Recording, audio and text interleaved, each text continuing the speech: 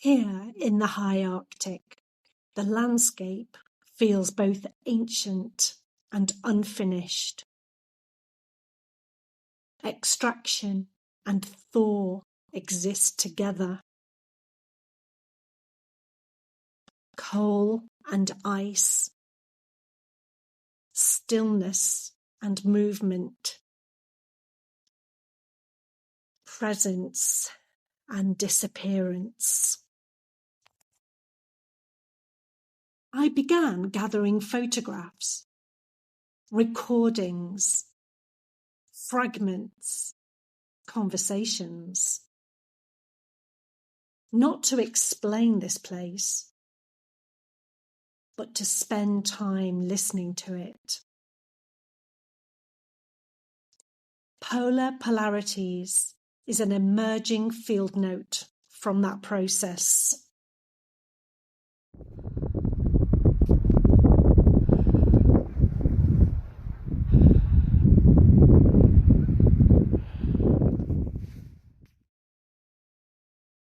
In Longyearbyen, I visited Groove 3, the old coal mine above the town. A place of tunnels, machinery, labour and memory. Our guide, Camilla, spoke about the miners who once worked deep inside the mountain. And then she shared something that stayed with me.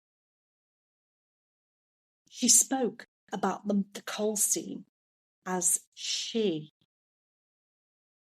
They listened carefully to the mountain, knowing when it was ready to release the coal. They said, "The mountain speaks." Hearing this felt strangely familiar to me. Much of my practice has explored how landscapes, materials, and industrial sites carry voice. Not metaphorically, but physically, through vibration, pressure, weather, memory, human touch. In Svalbard, extraction feels visible everywhere. Conveyor systems crossing mountainsides, rusting structures, black coal against snow. The landscape holds beauty and disturbance together.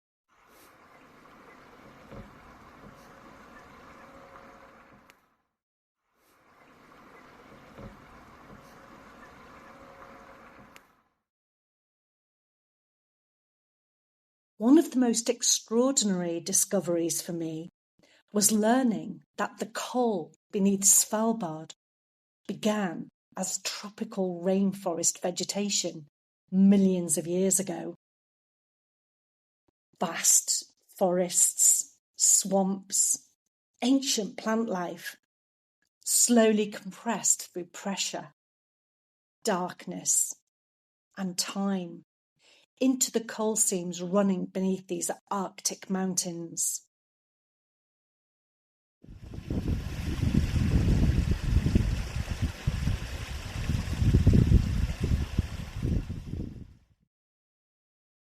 The political theorist Jane Bennett writes about a knotted world of vibrant matter. In Svalbard, this idea feels physically present. Coal, ice, rust, water, steel, condensation, human labour.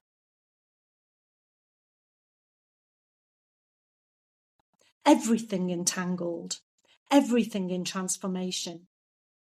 And the landscape here feels suspended between extraction and thaw, between deep geological history and an uncertain climate future.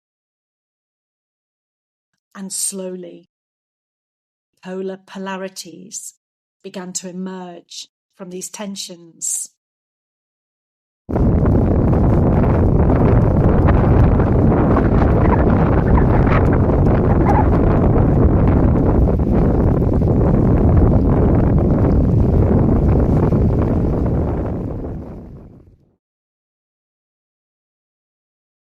days after visiting Groove 3, I became increasingly aware of water.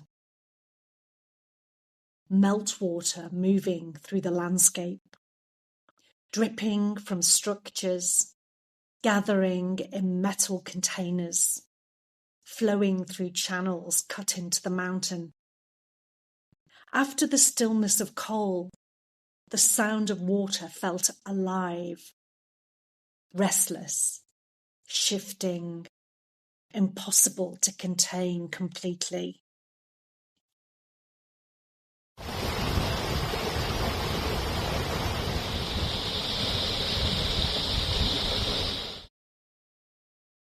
I began thinking about the many layers of human presence held within this landscape.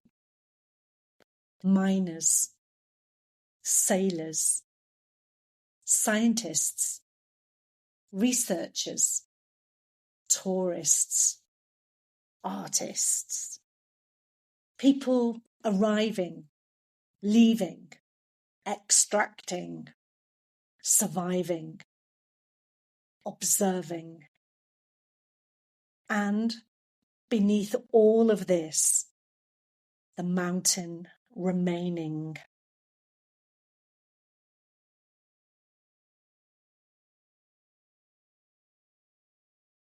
Listening here has begun to change my understanding of artistic practice itself. Less concerned with producing fixed meanings and more interested in staying present with uncertainty, atmosphere, and material encounter. Polar Polarities remains an unfinished field note from this process, an attempt to listen carefully to landscape in transformation.